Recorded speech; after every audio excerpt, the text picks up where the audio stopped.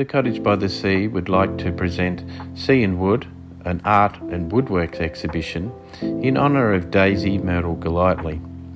Our Gran was a long-serving volunteer at the Cottage by the Sea, and in 1969 she was awarded a Certificate of Honour for long service to the League. In 1934, our mother Nancy May Allbutt, formerly Golightly, was struck down by the polio virus when she was only 4 years old. After many operations at the Royal Children's Hospital, she returned home to Queenscliff and continued on with her rehabilitation at the Cottage by the Sea.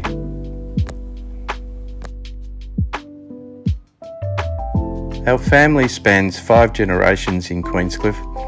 Our ancestors on the Golightly side were builders, plumbers and painters in the town. They also had the hardware and timber supply.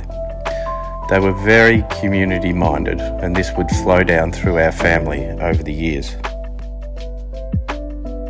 My grandfather, Jack Golightly Sr., was the Mayor of Queenscliff for 7 years. He was also a very talented painter. He painted this tall ship for the backdrop of the town hall, which remained there for many years. After a while, he then painted this painting of the Point Lonsdale Lighthouse. Both Jack and Daisy Golightly were a huge influence on the town. In 1947, they re-established the Swan Bay Boat Club.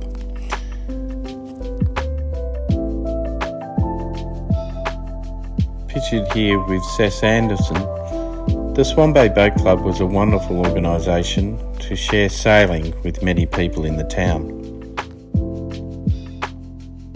The boats were designed and built specifically for Swan Bay's shallow water.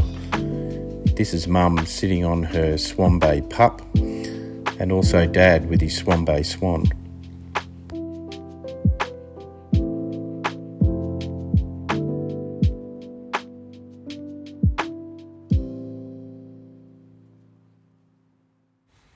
Around that time, our grandfather Jack Golightly was the Commodore for 7 years. But over time, the memberships dropped off and the building needed a lot of maintenance. If it wasn't for Jack Golightly Jr. and his 2 sons, David and Barry, who would know whether the building would be still there today? But I'm happy to say that the Queenscliff Point Lonsdale Yacht Club is operating very well today. These are just a few of the local community groups our family have been involved with over many years.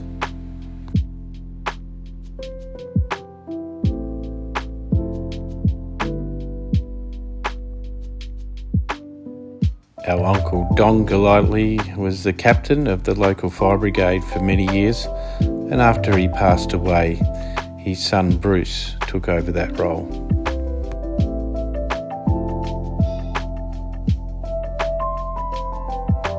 These are some of the businesses that our family have been operating in the town.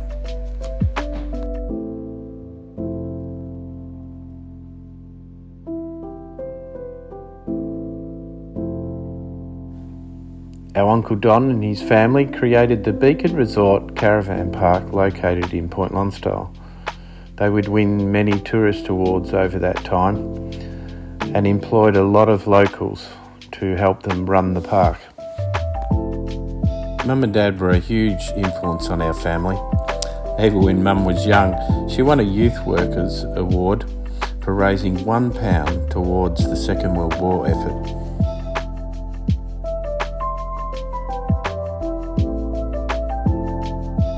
She held administrative positions within the Queenscliff Borough Council, Bellarine Community Health Centre and the Queenscliff Nursing Home. She was also a very talented artist, dressmaker and cake decorator. Both Mum and Dad were awarded Citizens of the Year of Queenscliff for their efforts with voluntary work. In 1948, Dad came to Queenscliff to play drums with Bill Anderson. The band was Pee Wee Anderson and the Modernaires.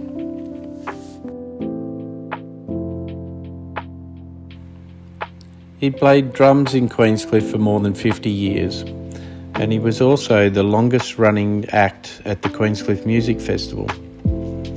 In honour of his service, when he retired, they had organised this ice carving of him playing the drums.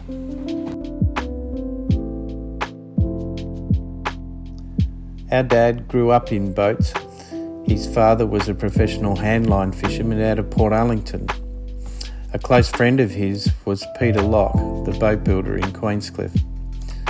Dad always wanted to be a boat builder, so he started his career with Peter and then later on worked with Bob and John Kaiser.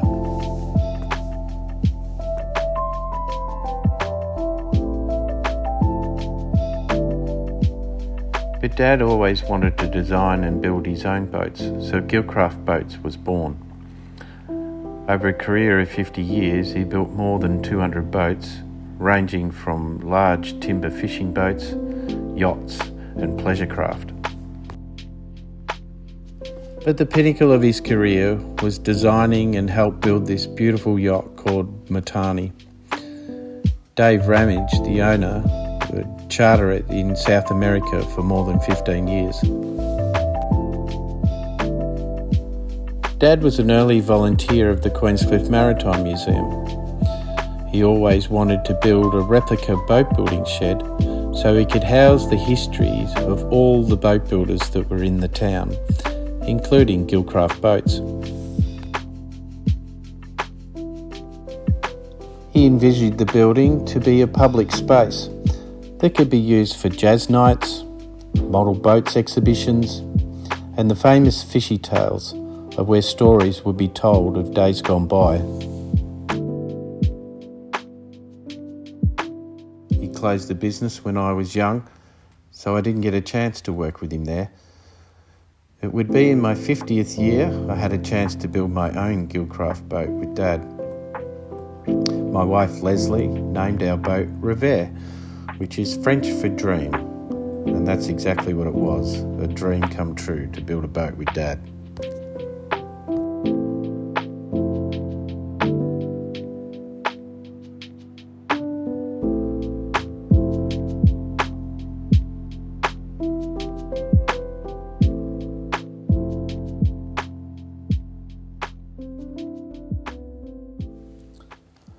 Club Marine is a famous boating magazine in Australia. They came down and did a 5-page story on Dad and the boat building. Pictured here in his workshop is Liliana, the lady that put the story together. In 2016, we entered Revere in the Geelong Wooden Boat Festival, winning the Concours d'Elegance Award for Best Motorboat in Show. To present the award was Daniel Kaiser from Kaiser Boats Queenscliff, the great-grandson of Bob Kaiser, who Dad worked with many years ago. In 2019, our father passed away. He wished to have his ashes spread from the rear of the Gilcraft boat that he and I created.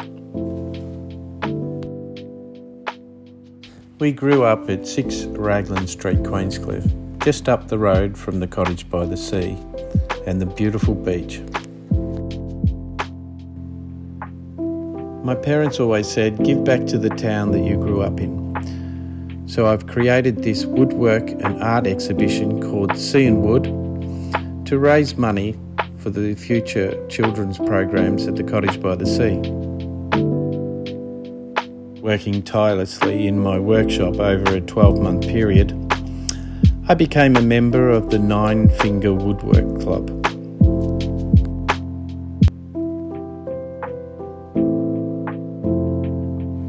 Over the years, I've collected a lot of timber so I could recycle it to turn it into these creations. I draw inspiration from the area, and we are also very lucky to have things like the Pont Lonsdale Pier, the lighthouse, and these beaches.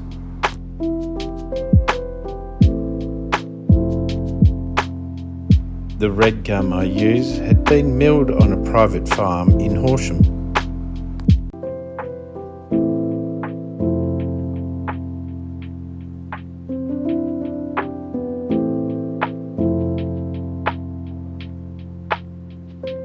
I draw inspiration from my paintings of the beautiful beaches that surround us in Point Lonsdale and Queenscliff.